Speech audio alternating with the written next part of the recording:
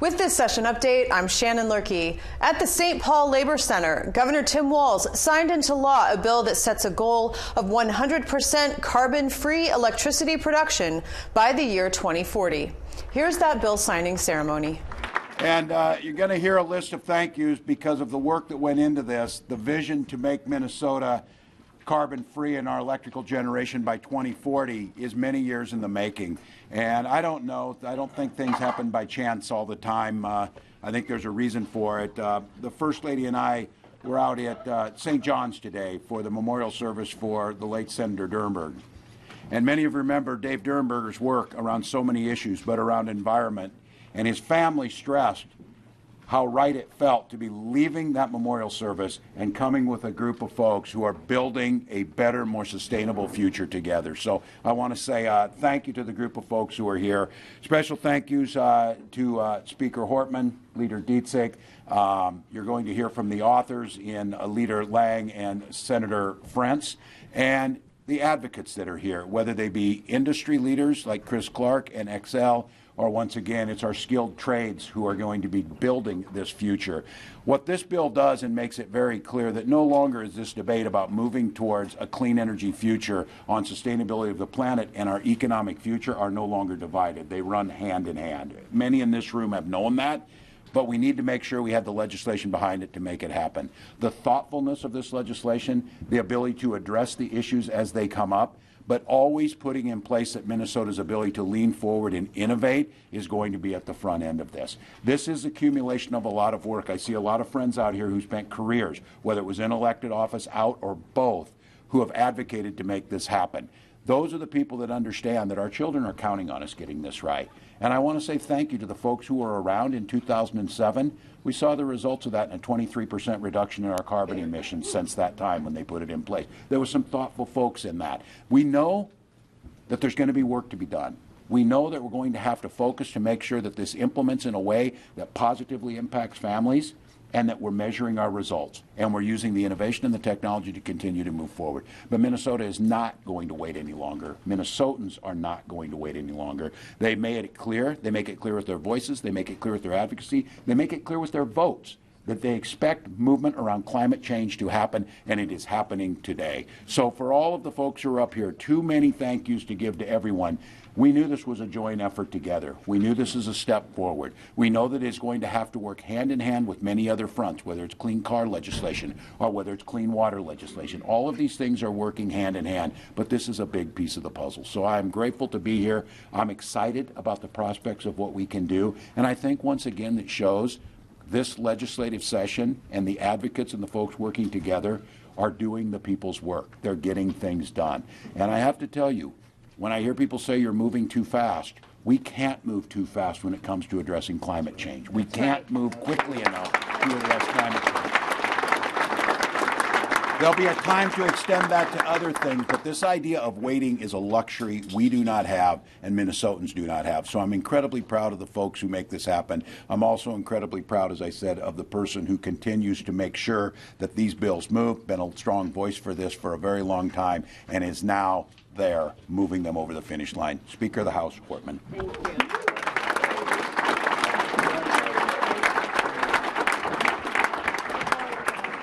Well, good afternoon. I'm very grateful to the governor for his leadership on the climate front. He's been very courageous and taken strong positions, especially also Majority Leader Jamie Long, the author in the Senate, Senator Nick Frentz, and a very strong coalition of Minnesotans in labor, environmental groups, young people, all across the state who have supported this legislation and who have voted for people who would vote for this legislation. DFLers are taking action to address the climate crisis. We have known for decades, and most pointedly since 2007, that we have a climate crisis, and we need to take immediate action to address it. Unchecked climate pollution really threatens Minnesota's future, from our walleyes to our maples to our wheat crops. And to preserve our state's natural assets and to give our future generations a livable climate, we need bold climate action. And today, we're taking an important step, putting our state on a path to 100% clean energy by 2040. We know that the cheapest form of power right now is wind, and that solar energy production has seen incredible price drops since we have pushed that technology forward with past policy adoption. Adding renewables to our grid and producing electricity that way is often cheaper than building new fossil fuel plants and being dependent on variable prices in the fossil fuel market, especially natural gas. With the war in Ukraine and Texas's inability to weatherize their natural gas infrastructure, this creates more energy independence for the state of Minnesota, which means more reliability in the future, more affordability in the future. With that, I think I will turn it over to Representative Long, who was the House author, and just it's great to be here at this party with these people today. Yeah.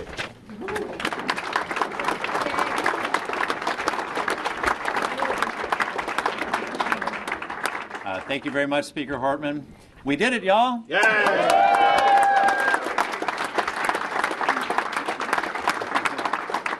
Some bills are brought forward by one or two people or one or two interest groups or one or two members, and some bills are collaborative, teamwork bills the whole way through, and that's what this bill was. Governor Walz, Senator Frentz, and I, 4 years ago this week, dropped the first version of 100% clean energy, and it's been a long, hard road, those 4 years, to get to this point. I see a lot of folks in this room who came to the Capitol year after year, month after month, lobbying, calling, talking to your members, and some folks were there because they wanted to talk about the opportunity for good jobs. And some folks were there because they wanted to talk about clean health and what this could mean for our environment. But the thing that I heard most was that people were there for their kids and their grandkids, that they knew that this issue for their generation, but for future generations, was important. And it's pretty impressive to measure things like this in the life of a child. When I first introduced this bill, my daughter was 4 months old, and now she's in pre-K, and she's an opinionated 4-year-old, and she loves the outdoors, and she loves to go camping with her dad. And when we think about our kids and what they would be like when they're trying to take their kids camping, if we're looking at the boundary waters, scientists tell us right now that if we don't change, if we don't act, if we don't do dramatic things like we're doing today, that the forest will be gone. We won't have the types of trees that we have right now, fir trees in the boundary waters. The loons will be gone. The moose will be gone. This won't be the Minnesota that we know and love. But we have good news. Today's bill is the strongest action that Minnesota has taken to date on climate change. Full stop. Yeah.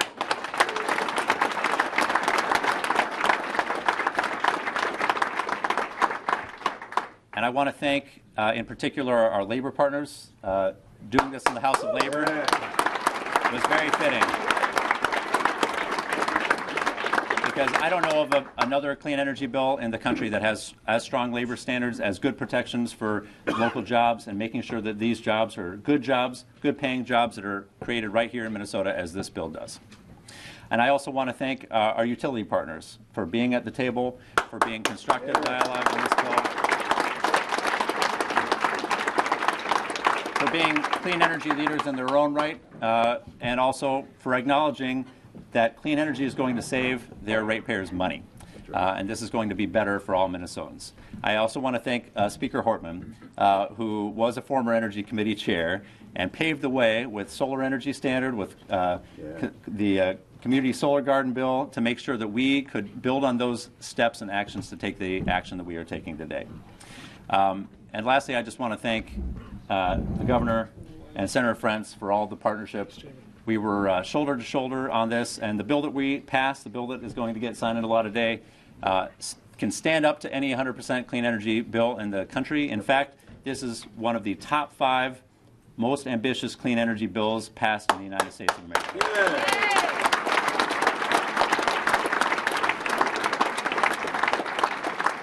So that means that Minnesota's clean energy leadership is back, and it is here to stay. And with that, I will introduce my partner, Senator Frentz. Hey. Thank you, Chair. Thank you, everybody. First of all, I'd like to add my voice to the thank yous for our stakeholders, our partners in working men and women in labor, the utilities, investor-owned, municipal co-ops, all of them were promised that they would be at the table at the beginning, middle, and end, and not only were they there at all those times, they're up here on the stage with us right now, and that's a compliment to all of Minnesota. I also want to say thank you to Governor Walz. Long time that you've been for this, and your West Mankato DNA carried you all the way through, and we're proud of that. This Mankato connection. Speaker Hortman, former Energy Chair, could not be more proud to work with you. And I'll just say this about Representative Long and his partnership. He's a little too humble. We negotiated a lot of things for this bill, and he was at the lead of many of those. That includes compromises that were needed to get the bill passed. I mean that sincerely. With the reductions in carbon emissions that we're making here, we're looking at taking over 21 million tons of carbon out of Minnesota's air every year, starting in 2040. That's a substantial savings. It's not just the carbon savings for us, it's the example that it's going to set for other states around the country. We can do this. Many Minnesotans have asked, including a few on the Senate floor, well, isn't this too tough and isn't this too much of a challenge? Are you kidding me? This country not only designed, created, manufactured, distributed, and administered hundreds of millions of COVID vaccines in 1 year. Yeah. We can do this in 17 years, I'm positive, and we're going to be proud doing it too.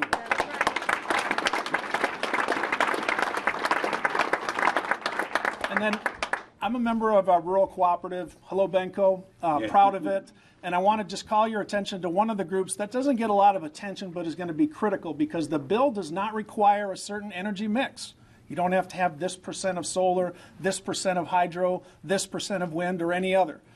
The utility boards, these are democratically elected, intelligent, hardworking, humble, motivated people. They're the ones who are going to be driving the decisions to get to 100% year by year, plan by plan, and I'm positive they can do it and not only deliver the price and affordability, but just a little bit of Minnesota pride. I'm very proud of that, and I want to thank all of you for all the work, all the stakeholders, everyone in the room, and a lot of people that aren't in the room. With that, I'd like to introduce Michael Noble from Fresh Energy. Yay.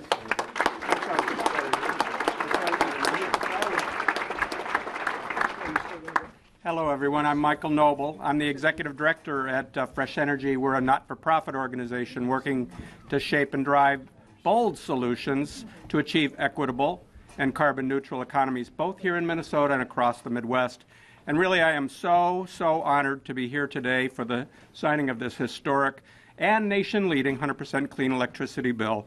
I do want to recognize the thousands of Minnesotans, as well as all of our partner organizations, and all the utility industry stakeholders, and all the organized labor, and all the youth leaders and grassroots activists who've worked so closely with our political leaders, Representative Long, Senator Frentz, to find common ground, to make this bill happen and get this to today's signing.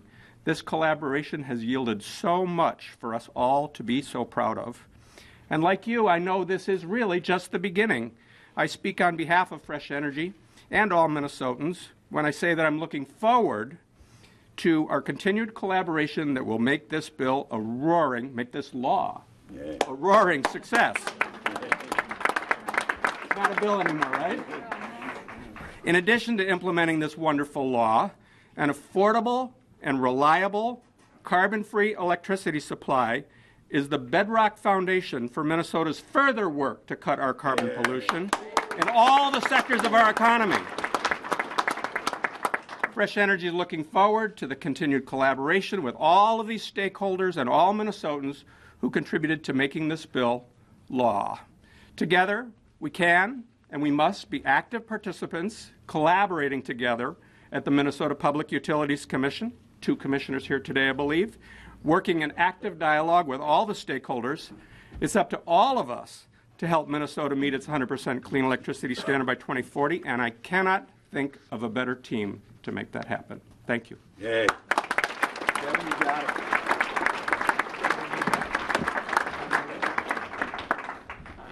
Thanks, everyone. So my name is Kevin Pranis. I'm the marketing manager for Lyona, Minnesota and North Dakota, and I'm here today to speak on behalf of 29,000 skilled construction laborers and their family members who are represented by the Laborers International Union of North America. It's a great pleasure to be in the House of Labor today for this really important achievement. And I'm going to quickly begin by thanking Governor Walz and Speaker Hortman, Majority Leader Dietzick, Majority Leader Long, and Senator Frentz for their tireless work carrying this bill across the finish line. We, too, have been around since the very beginning for 4 years and before that, working on these issues. And the reason this is important to us is because LIONA members work hard every day building and maintaining critical infrastructure, including the electric generation and gas distribution systems that heat our homes, that provide the lights that power industry in the state. And our members recognize the world is changing and the time to act is now, both to avoid the worst impacts of climate change, but also to make sure that Minnesota is competitively positioned in the 21st century. Our members are ready to put their skills and our world-class apprenticeships and training programs to work rebuilding our energy infrastructure. And I know that all of our brothers and sisters from the other building trades who are here in this room are ready as well. Together, our members are ready to extend the life of Minnesota's nuclear plants, install thousands of megawatts of wind and solar, deploy emerging technologies ranging from carbon capture to clean hydrogen to renewable natural gas to utility-scale batteries, maybe even made with Minnesota iron one day. House File 7 provides a much-needed policy framework to accomplish those things. But I want to say what I really appreciate about this process is that there was listening to workers, and it wasn't only the needs of workers for strong labor protections, and we value that.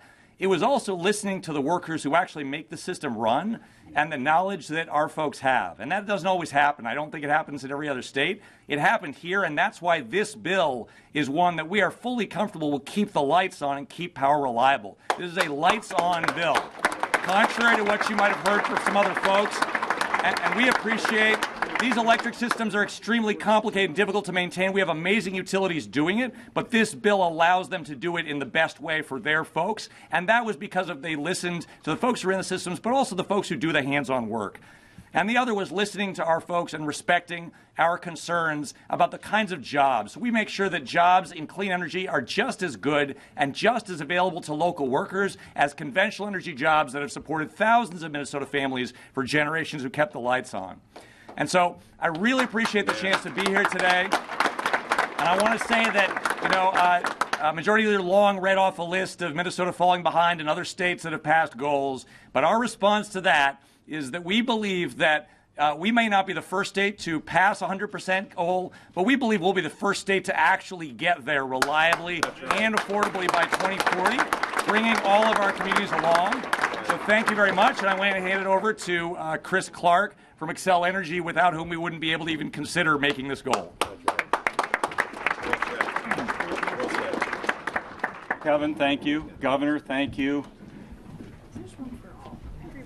Chair Long, appreciate your willingness to work with us. Chair Frentz, you as well. Legislative leaders, thank you for your leadership and continuing to have Minnesota lead the energy transition. I have said that today is exciting but challenging. And that challenge is going to require innovation. And I'm feeling like I'm soon going to be seeing Chair Sieben, Commissioner Sugar, and the other three commissioners at the Utility Commission with some great new proposals. We're already going to be building the state's largest solar project right next to our closing coal plant. We're going to add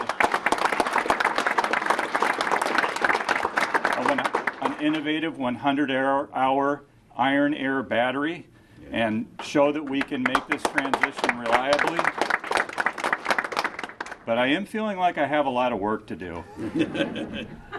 So me, along with all of the other utilities here in Minnesota, I think we're looking for help.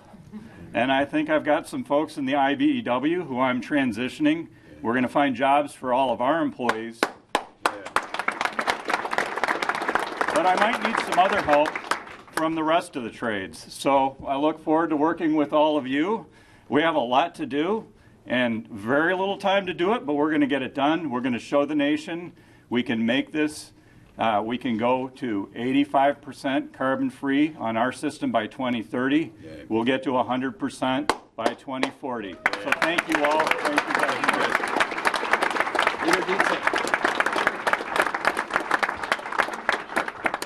Leader Dietzick. All right. She's good. Well, I just want to extend a thank you to this and to those thousands of Minnesotans. And as we heard, whether it's young people marching and raising their voices, or it's folks making this happen. I will take a point of personal privilege. If it takes a village to raise a child, it takes a lot of villages to raise a governor. And going back to being a school teacher in 2005, and I was at a debate forum in Belchester, and I won't embarrass any of you. Google it, Belchester, Minnesota, so you find it. And Steve Morris was there. And I want to say thank you to Steve. We started talking right at that point about what some of this would look like. We were talking biofuels at that time and other things. Steve, so I want to thank you over the years of continuing to push us and continuing to try and learn and bring a voice to folks who wanted to see this day happen, and there are so many there. So let's make it law.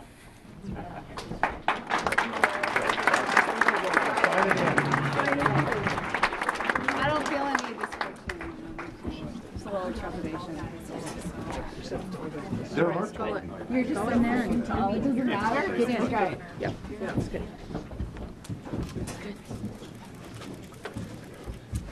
Oh, that's the real one. This isn't even ceremonial. That's like the real. This is the real bill. It's a law now. It's a law. It's a law. There you go.